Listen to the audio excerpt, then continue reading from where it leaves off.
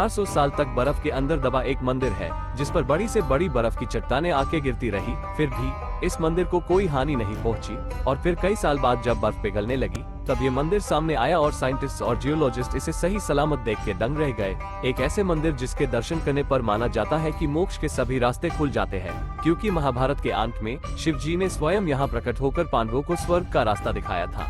ये है शिव जी के 12 ज्योतिर्लिंग में से एक माने जाने वाला हिमालय की चोटियों के बीच बसा श्री केदारनाथ मंदिर।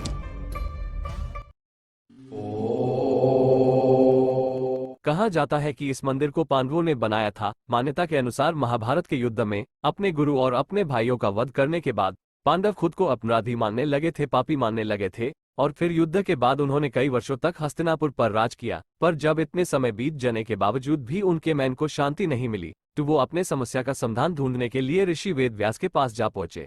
और फिर वेद व्यास जी ने उनसे कहा कि अपने पापों से मुक्ति पाने के लिए उन्हें शिव जी की शरण में जाना होगा। इसके बाद पांडवों ने अभिमन्यु के पुत्र परीक्षित को सारा राज्य सौंप दिया और द्रौपदी के साथ शिव जी की खोज में काशी चले गए।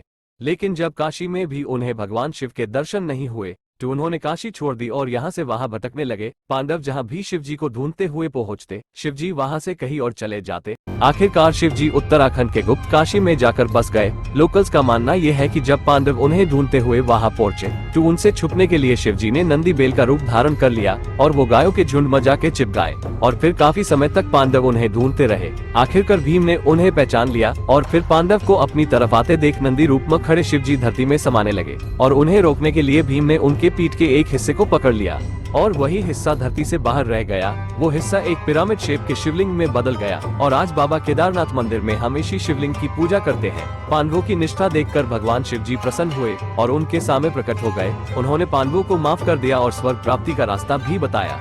इसके बाद पांडवों ने शिव जी का धन्यवाद किया और जिस जगह पर शिवलिंग प्रकट हुआ था वहाँ उनके सम्मान में एक मंदिर बनाया, जिसे हम आज बाबा केदारनाथ मंदिर के नाम से जानते हैं। कहते हैं कि जब शिव जी का बैल रूप धरती में समाया था, तब बस बैल का मुख रुद्रनाथ में, गाता कल्पेश्वर में, भुजा तुंगनाथ में और नाभि मद महेश्वर में प्रकट हुई थी और इसीलिए केदारनाथ के साथ इन 4 स्थानों को मिलाकर 5 केदार कहा जाता है।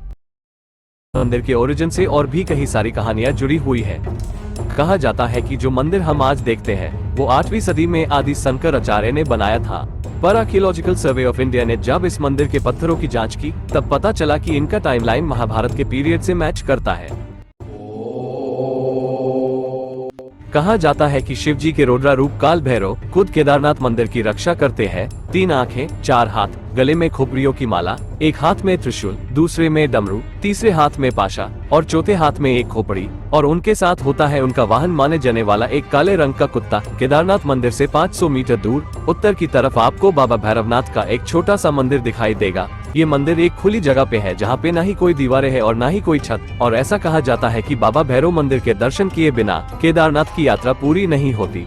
और जब एक्सट्रीम वेदर कंडीशंस के वजह से साल के लगभग 6 महीने केदारनाथ मंदिर और उसके आसपास के जो एरियाज है वो बंद रहते हैं, इस समय मंदिर के पुजारी भी यहाँ आके मंदिर की देखभाल नहीं कर पाते। तो ऐसा माना जाता है कि तब शिव जी अपने काल भैरव अवतार में आकर केदारनाथ मंदिर और उसके आसपास के सभी एरियाज की रक्षा करते हैं। बाबा केदारनाथ मंदिर को एक डिजास्टर प्रूफ जगह माना जाता है। 13वीं सदी से 17वीं सदी के बीच एक ऐसा समय आया था जब ऊंचाई पर बेसिकली मेंटेन रेंजेस और उनके सराउंडिंग एरियाज पूरी तरीके से बर्फ से ढक गए थे और फिर बर्फ के बड़े बड़े पत्थर और चट्टानें यहाँ गिरती रहती थी और इस वजह से इन एरियाज में काफी नुकसान भी होता था। जब ये बड़ी बड़ी चट्टानें घरों और इमारतों पर गिरती तो वो जगह ढेर हो जाते। इस पीरियड को मिनी आइस एज भी कहा जाता है और लगभग 400 साल तक चले इस मिनी आइस एज ने कई सारे इमारतों को ढेर कर दिया था। पर जब ये पीरियड खत्म हुआ, तब सामने आया ये कई हजारों साल पुराना केदारनाथ मंदिर, जो आज भी उतनी ही मजबूती से खड़ा है। वादिया इंस्टीट्यूट ऑफ हिमालयन जियोलॉजी के रिटायर्ड प्रोफेसर रविंद्र कुमार चोजिन ने इस मंदिर की दीवारों को स्टडी किया और उन्हें इस मंदिर पर कुछ येलो लाइंस दिखाई दी, जो बता रही थी कि बर्फ की कई सारी चट्टानें आके इस मंदिर पे टकराई थी। पर कमाल की बात है कि वो इस मंदिर का कुछ बिगाड़ नहीं पाए। तो इस स्टडी से ये भी साबित होता है कि केदारनाथ मंदिर 400 साल तक बर्फ के नीचे दबा हुआ था और इतनी मुश्किल का सामना करने के बावजूद सही सलामत खड़े इस मंदिर को लोग आज डिजास्टर प्रूफ मानते हैं। और 2013 के उत्तराखंड फ्लूइड्स के बाद इस बात को और भी ज्यादा बढ़ावा मिला। उत्तराखंड में तबाही मचाने वाली ये फ्लूइड्स मंदिर के मुख्य मंडप के एक पत्थर को भी हिला नहीं पाए। ये इंसिडेंट के बाद आर्कियोलॉजिकल सर्वे ऑफ इंडिया ने इस मंदिर को स्टडी किया और तब सामने आया कि केदारनाथ का जो मंदिर है ये एक डिजास्टर प्रोन एरिया को ध्यान में रख के बनाया गया है। इस मंदिर के पत्थरों को आपस में जोड़ने के लिए इंटरलॉकिंग टेक्निक्स का इस्तेमाल किया गया है।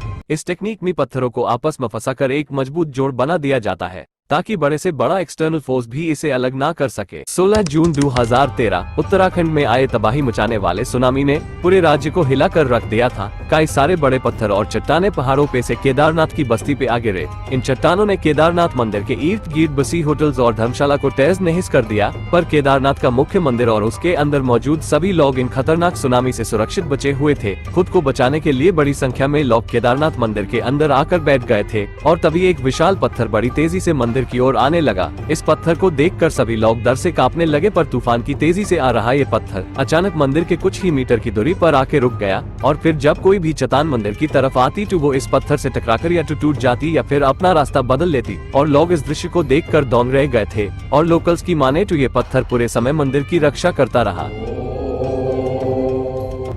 कहा जाता है कि इस पत्थर को देखकर लोगों को भीम का गड्ढा याद आता है, जिसकी मदद से भीम दुश्मनों का नाश करते थे और लोगों की रक्षा करते थे और इसीलिए इस पत्थर को भीमशिला नाम दिया गया। आज ये पत्थर केदारनाथ मंदिर का एक मुख्य भाग बन गया है और मंदिर के साथ साथ लोग इस पत्थर की भी पूजा करते हैं। पर जरा सोचिए कि क्यों ये पत्थर केदारनाथ मंदिर से कुछ ही मीटर दूर आकर रुका।